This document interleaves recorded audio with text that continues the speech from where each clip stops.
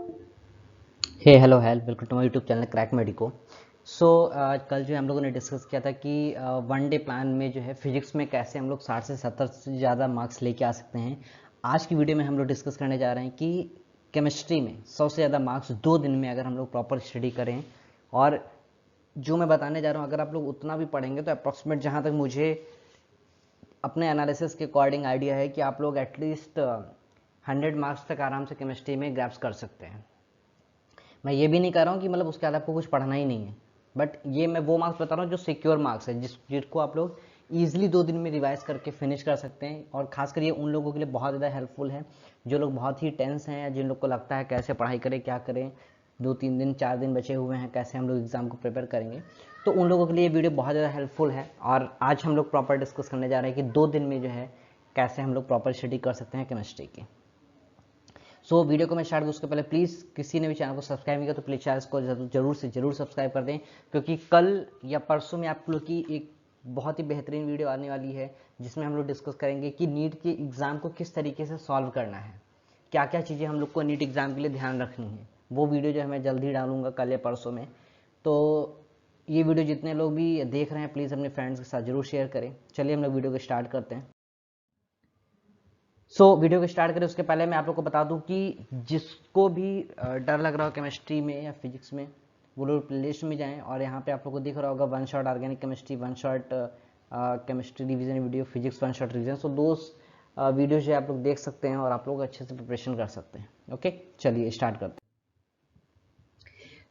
सबसे पहला चैप्टर जो आता है वो है आप लोगों का पीरियोडिक टेबल। ठीक है, पीरियोडिक टेबल में हर साल जो है कम से कम 1 से 2 क्वेश्चन आप लोग को जरूर मिलते हैं और कुछ नहीं उसमें करना होता है, सिर्फ आपको एक चार्ट याद रखना है, increasing decreasing order, basic strength, acidic strength और स्टेबिलिटी, ये सारी चीज़ें। तो आप लोग उस चार्ट को बहुत अच्छे से याद कर लीजिए, उसी में से सफिशिएंट आप लोग को उसमें से क्वेश्चन मिल जाएंगे। दूसरा टॉपिक आता है जो कि सबसे मोस्ट इंपॉर्टेंट है, वह है आप लोगों का कोऑर्डिनेशन केमिस्ट्री, जिसको मैंने बहुत सारी वीडियोस मैंने बनाई हैं शॉर्ट ट्रिक के ऊपर भी। कोऑर्डिनेशन केमिस्ट्री का रिवीजन वीडियोस भी आप लोग देख सकते हैं। तो जिसमें से हर साल 2 से 3 क्वेश्चन आते हैं। सबसे पहला क्वेश्चन जो पूछा जा सकता है वो शायद इफेक्टिव एटॉमिक नंबर पूछा जा सकता है या फिर कोऑर्डिनेशन नंबर पूछे जाते हैं किसी भी कॉम्प्लेक्स कंपाउंड के बारे में, तो ये हम लोग को याद रखना है। दूसरा जो है ईडीटीए का फार्मूला सबको लिखा और याद होना चाहिए, रटा होना चाहिए ईडीटीए का फार्मूला। और ये सबसे मोस्ट इंपॉर्टेंट क्वेश्चन एक और पूछा जाता है कि किस टाइप का डेंटेड है, तो ईडीटीए जो है आपका हेक्साडेंटेड लिगेंड होता है। ठीक है, यहाँ पे मैं बिल्कुल डिटेल में बताने नहीं जा रहा हूँ कि लिगेंड क्या होते हैं, हाइपर कॉन्जुगेशंस क्या होते हैं, वो सब लोग आप वन शॉट रिवीजन वाली वीडियो में देखिए, वहाँ पे आप लोग को पता चलेगा। फिर कुछ क्वेश्चंस हाइब्रिडाइजेशन में पूछे जाते हैं, उनका शेप क्या है, उनका बॉडी स्ट्रक्चर क्या होगा, उन पे एंगल्स के बारे में तो बहुत कम पूछा जाता है, बट हाँ आपका हाइब्रिडाइजेशन क्या है और उसका शेप क्या होगा, ये क्वेश्चन बहुत बार पूछा जाता है। फिर लास्ट आता है मैग्नेटिक मूवमेंट के बारे में पूछा जाता है। तो आप लोग याद रखिए जहाँ कहीं भी हाइब्रिडाइजेशन होगा वहाँ पे मैग्नेटिक मूवमेंट और पेयर्ड अनपेयर्ड इलेक्ट्रॉन इन सब के बारे में क्वेश्चन जरूर आ सकते हैं। ठीक है, फिर नेक्स्ट टॉपिक आता है थर्ड हमारा, वो है पॉलीमर, क्योंकि बहुत ही सिंपल होता है पॉलीमर, जिसमें कुछ गिने चुने ही पॉलीमर्स हैं, जिसमें बैकेलाइट हो गया, ठीक है, टेफ्लॉन हो गया, और ये सारी चीज़ें हैं जो आप लोगों को याद रखनी है। उनके फार्मूले आपको याद होने चाहिए कि बैकेलाइट कैसे बनता है, कई बार क्वेश्चन पूछा जा सकता है, कई बार स्ट्रक्चर पूछा जा सकता है, तो ये आपको याद होना चाहिए। फिर आता है नेक्स्ट टॉपिक जो है वो बॉन्ड ऑर्डर, बॉन्ड लेंथ और स्टेबिलिटी। हालांकि ये पार्ट आपका केमिकल बॉन्डिंग का है, बट मैं इसको सेपरेट यहाँ पे बता रहा हूँ क्योंकि इसमें से 2 से 3 क्वेश्चन हर साल आते हैं। अगर आप पिछले साल के पेपर पर उठाएंगे तो उसमें भी 2 से 3 बार क्वेश्चन पूछे जा चुके हैं, चाहे वो स्टेबिलिटी को लेके हो, चाहे वो एसिडिक स्ट्रेंथ हो, चाहे वो बेसिक स्ट्रेंथ हो, तो इस पे क्वेश्चन जो है जरूर आते हैं। इसका मैंने ट्रिक भी बताया, अगर 20 से ज़्यादा एटॉमिक नंबर है तो कैसे सॉल्व करते हैं, 20 से कम है तो एटॉमिक नंबर कैसे सॉल्व करते हैं, तो ये आप लोग यहाँ से जरूर देख सकते हैं। और सबसे इंपॉर्टेंट चीज़ जो है बॉन्ड ऑर्डर वाले केस में आप लोग ऑक्सीजन नाइट्रोजन के बारे में जरूर से जरूर बॉन्ड ऑर्डर जो है रटे होने चाहिए, क्योंकि कई बार क्वेश्चन एज इट इज जो इंक्रीजिंग डिक्रीजिंग ऑर्डर पूछ लिया जाता है। ठीक है, फिर नेक्स्ट टॉपिक आते हैं हम लोग सॉलिड स्टेट। सॉलिड स्टेट में भी कम से कम 2 से 3 क्वेश्चन होते हैं, जिसमें आप लोग को क्या पढ़ना है, सबसे पहली चीज़ पढ़नी कि एफसीसी, बीसीसी और एसएससी क्या होते हैं। ठीक है, उनका कोऑर्डिनेशन नंबर कितना होता है। फिर दूसरी चीज़ देखनी है कि उनमें रेडियस का फार्मूला क्या होता है। ठीक है, तो रेडियस के फार्मूले के बाद जो है सबसे मोस्ट इंपॉर्टेंट चीज़ जो है वो पूछी जाती है पैकिंग फैक्टर के बारे में। तो ये आप लोगों को जरूर याद होना चाहिए कि एफसीसी, बीसीसी और एसएससी में पैकिंग फैक्टर कितना होता है और साथ में वाइड कितना होता है। परसेंटेज दोनों की याद होनी चाहिए, सबसे ज़्यादा पैकिंग फैक्टर किसका होता है और सबसे कम पैकिंग फैक्टर किसका होता है। ठीक है, नेक्स्ट टॉपिक आते हैं हम लोग टॉपिक नंबर 6, वो है आपका केमिकल बॉन्डिंग, जिसमें से 2 से क्वेश्चन आपके हर साल पूछे जाते हैं। जिसमें सबसे पहली चीज़ आप लोग को हाइब्रिडाइजेशन के बारे में पता होना चाहिए। इस पर कंपाउंड गिवन होगा, उसका हाइब्रिडाइजेशन बताना होगा। हाइब्रिडाइजेशन होगा तो लोन पेयर बॉन्ड पेयर के बारे में पूछा जा सकता है। नंबर ऑफ सिग्मा और पाई बॉन्ड पूछे जा सकते हैं। फिर मैग्नेटिक मूवमेंट्स के बारे में पूछा जा सकता है कि कोई भी कंपाउंड गिवन है तो उसमें कहा जा सकता है कितने अनपेयर्ड इलेक्ट्रॉन होंगे, कितने पेयर्ड इलेक्ट्रॉन होंगे। या फिर मैग्नेटिक मूवमेंट में पूछा जाएगा, कोई कंपाउंड गिवन होगा उसका मैग्नेटिक मूवमेंट कितना होगा।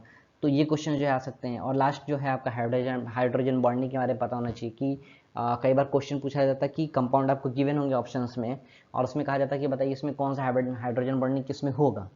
तो ये आइडेंटिफिकेशन कैसे करते हैं ये आप लोग को पता होना चाहिए। ठीक है, चलिए नेक्स्ट आते हैं 7 नंबर टॉपिक, कार्बोहाइड्रेट केमिस्ट्री, जो कि फिक्स क्वेश्चन होता है। इसमें से कम कुछ नहीं तो 2 क्वेश्चन आराम से आते ही आते हैं।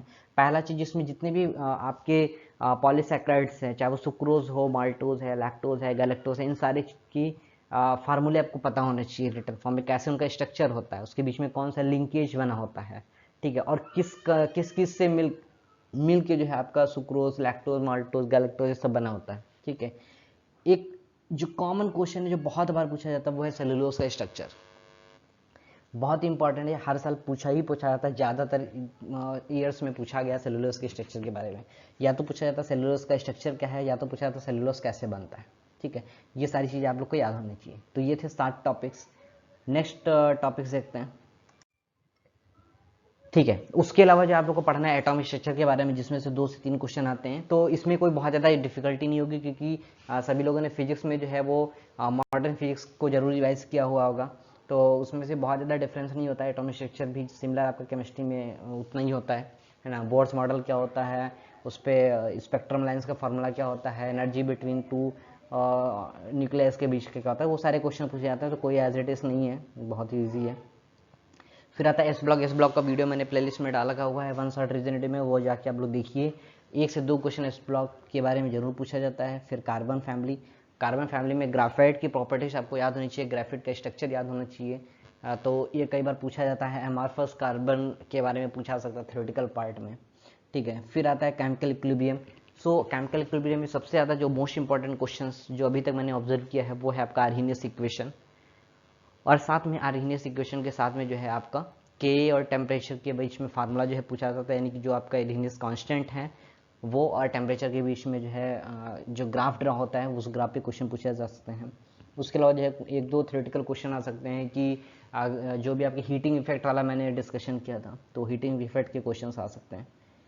नेक्स्ट आता है आपका केमिकल काइनेटिक्स, जिसमें आपके जो भी 0 order, first order, second order reactions हैं उसमें फार्मूला क्या होता है, हाफ लाइफ टाइम पीरियड क्या होता है, क्या चीज़ें कांस्टेंट होती हैं, ये सारी चीज़ों के बारे में आपको पता होना चाहिए। हाफ लाइफ टाइम का फार्मूला जो है आपको तीनों ही ऑर्डर रिएक्शन में पता होना चाहिए। ओके, लास्ट के 2 जो हैं, पहला चीज़ जो है आपका आता है नेमिंग रिएक्शंस, जिसमें से मैंने बोला हुआ है एल्डोडर कैंजारो के बारे में क्वेश्चन जरूर से जरूर आता है और आएगा ही आएगा। चाहे वो पूछे कि एल्डोडर रिएक्शन आपको गिवन होगी, उसमें आपको प्रोडक्ट पूछा जाएगा, या फिर कहा जाएगा कि इसमें से बताइए कौन सा एल्डोडर रिएक्शन देगा। ठीक है, सिमिलर क्वेश्चन कैंजारो के बारे में भी बन सकता है।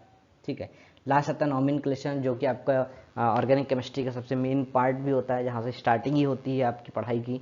तो नॉमेनक्लेचर जो है पूछा जा सकता है, 1 या 2 क्वेश्चन होते हैं, बहुत ज़्यादा नहीं उसमें पूछे जा सकते हैं। तो अगर आप ये सिर्फ इतना जितना मैंने अभी तक बताया, अगर आप इतना ही प्रॉपर ढंग से अगर रिवाइज कर ले जाते हैं तो अप्रॉक्सीमेट 100 क्वेश्चन 100 मार्क्स जो है आप आराम से ला सकते हैं। 100 मार्क्स का मतलब हो गया आपका 25 क्वेश्चंस आप लोग आराम से करेक्ट कर सकते हैं।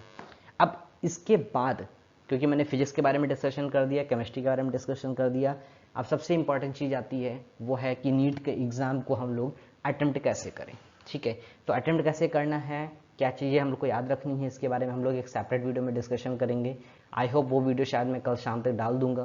तो उसके पहले जो आप लोग, क्योंकि इसीलिए मैंने केमिस्ट्री की वीडियो डाल दी क्योंकि ये कम से कम 2 दिन का रिवीजन जरूर लेगा। तो आज मैंने वीडियो डाली है, आप लोग आज से इसका स्टार्ट करिए और कोशिश करिए कि कल रात तक या फिर परसों जो है सुबह तक जो है आप लोग इसको रिवाइज जरूर कर डालें।